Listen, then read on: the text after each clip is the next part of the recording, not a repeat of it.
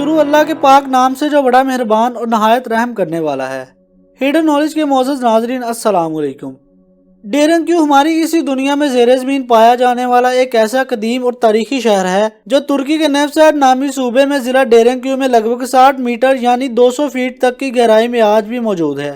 ये जगह कमोबेश इतनी लंबी और चौड़ी है कि यहाँ 20,000 के करीब अफराद अपने माल मवेशियों और अपने खुराक के ज़ख़ीरे के साथ आराम से पनाह ले सकते हैं।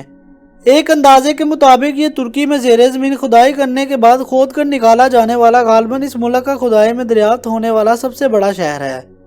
वैसे तो यहाँ मुतअद्दिद ऐसे ही ज़ेरे ज़मीन शहर निकाले गए हैं, मगर डेरेनक्यू का ये ज़ेरे ज़मीन शहर इन सब में से बड़ा है।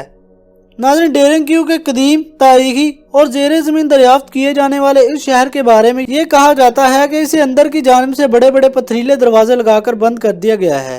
गुमान यह है कि हर फ्लोर को अलग अलग पथरीले दरवाजों से बंद किया गया है। डेरेनक्यू नामी ये कदीम शहर लगभग 20,000 अफराद को अपने दामन में समेट सकता है।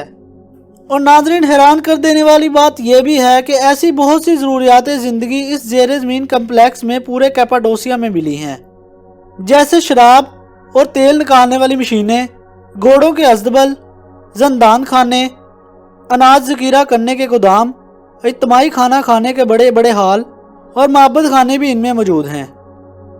डेरेनक्यू कम्प्लेक्स की सबसे ख़ास बात यह है कि इसकी दूसरी मंजिल पर एक शानदार कमरा बना हुआ है जिसकी छत बड़ी बावकार और सादा है।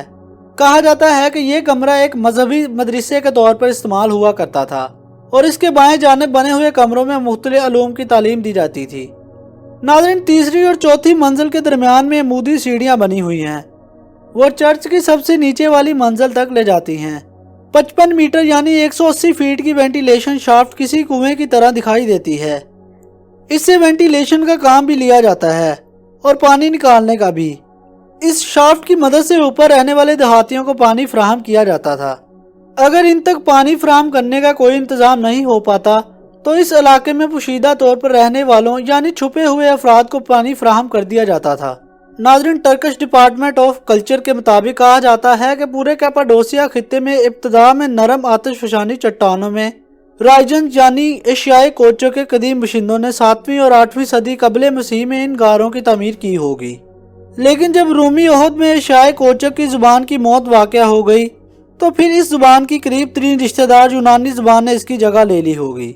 लेकिन अब यहाँ के मुकीन ईसाई थे। इनके गहरे गार मुसलसल बढ़ते और पहले से भी ज़्यादा गहरे होते रहे होंगे, जिसके नतीजे में इनमें गिरजे भी बढ़ते रहे होंगे और यूनानी कंदकारी में भी इजाफा होता रहा होगा। नाज़रीन, डेरेनक्यू का ज़ेरे ज़मीन शहर मुकम्मल तौर पर बाज़तीनी ओहद में तैयार हुआ था। इस शहर को दूसरे ज़ेरे ज़मीन शहरों के साथ मुतअद्दिद कई किलोमीटर तवील सुरंगें बनाकर मुंसलिक कर दिया गया था।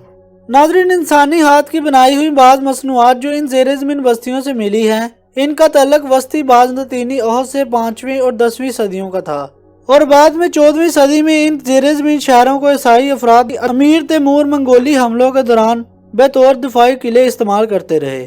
बाद में जब ये खित्ता उस्मानियों के ज़ेरे तसल्लुत आ गया तो इन ज़ेरे ज़मीन शहरों को कैपाडोसियन ग्रीक ने बतौर महाजिरीन इस्तेमाल करना शुरू कर दिया। उन्होंने ये इलाके तुर्क मुसलमानों से लिए थे।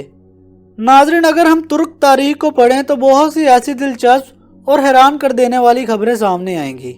नाज़रीन, फिल वक्त के लिए इतना ही। अपने तासरात का इजहार कमेंट्स में ज़रूर करें और हमारी मज़ीद बेहतरीन वीडियोज़ देखने के लिए हमारे चैनल को ज़रूर सब्सक्राइब करें। शुक्रिया।